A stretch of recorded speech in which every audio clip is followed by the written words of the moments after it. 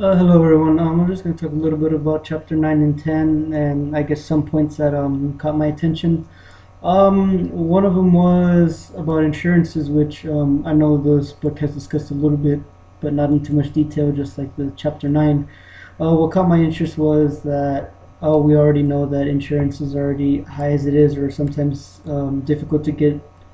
depending what job you have, or like if your job even offers it to you. What amazed me was in chapter 9 how they discussed how small businesses can get insurance at a reasonable price, even though they have a limiting staff or not enough money for it. I don't remember if it was the state of Ohio or which state it did this, but they had insurance pools which did help the needs of employees' interest to get better insurance coverage and have like a little I want to say group or community of small businesses and pull them together and then try to get a reasonable cost from major insurance companies, which I thought was actually pretty cool. Um, that I think that more small businesses should be doing that, at least offering some type of coverage for their employees, because you never know when someone's going to get hurt, and that can cost them a lot of money, and probably the job will cost them also. Also, I didn't know that insurances would cost a lot more in small businesses because of they're more liable, I guess, is the chapter put it. Um, because I guess the more employees you have, the more it sees it as, oh, you need this type of coverage, and then small businesses don't get that type of coverage.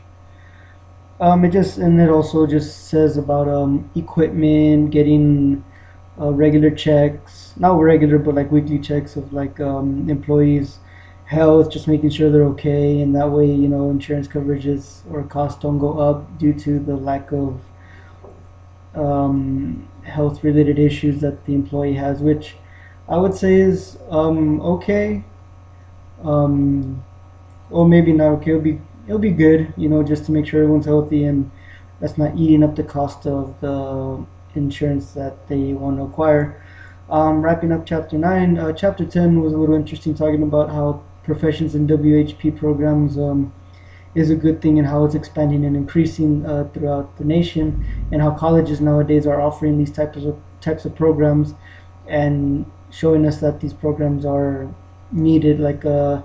WHP coach or someone who's in kinesiology or anything with physical science in general is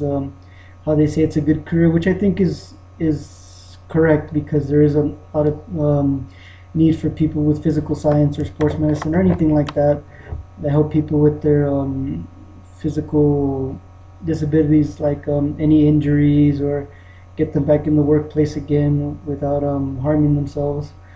And I think it is an interesting type of career.